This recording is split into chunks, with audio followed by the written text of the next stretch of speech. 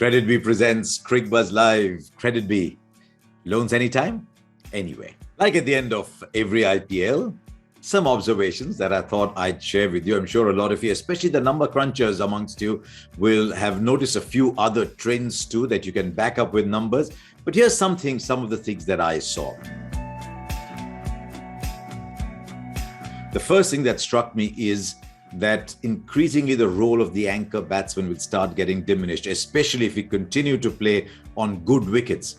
So I think the batsman of the future has already been sighted. It is the Liam Livingstone, Tim David kind of batsman. You saw a young Jitesh Sharma coming through as well, Rahul Tripathi, Sanju Samson, Rajat Patidar, that kind of batsman. I think the next lot of players will increasingly look like those, where they'll have great innings, but inevitably, even if they don't, the strike rate will always be very good.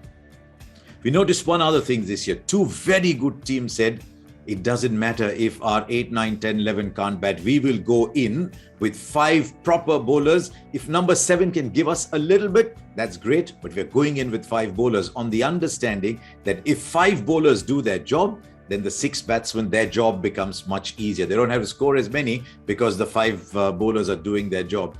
And 2 very good teams, Gujarat Titans, they use Rashid Khan at 7. They actually used Tewatia at 6. You thought it wasn't going to be enough, but they just had a fabulous season, and it was. And Rajasthan Royals, another outstanding bowling side this year, said they were very happy to play Ravichandran Ashwin at 7. It just turns out he was versatile, but that is something we saw this year. The teams that did well played with 5 proper bowlers. Now, that runs a little contrary to what we've seen in the past. The great teams of the past, CSK, MS Dhoni always liked to take a lot of bowling options with him and bat a little deep. MI won 5 in a row, but they always had someone who could change the course of a game at number 7, and they had overs from 5, 6, 7. So it could be that the kind of bowlers that are coming through have forced this trend now, because the quality of Indian fast bowlers, which is the next observation I was going to make, has been so stupendous that you could actually play all of them and say, right, you go out there and do your job, but none of them are batting.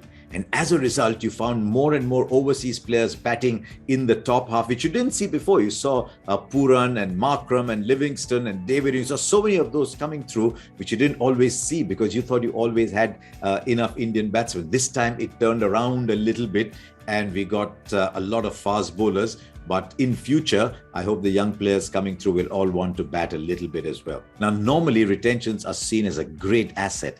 And yet you see the 4 marquee teams that this year had terrible tournaments finish at the bottom.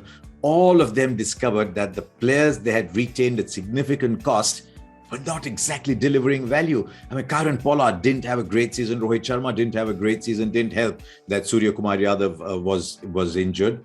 Now, Ravindra Jadeja didn't have a great season. MS Dhoni is playing as captain, as a batsman whenever he comes good. Even Moeen Ali missed out on a couple of games. Varun Chakravarti and Venkatesh Iyer missed out for KKR. So you look around, Kane Williamson for the Sunrisers, that retention didn't always turn out to be a good idea because it took away a lot of flexibility in team formation.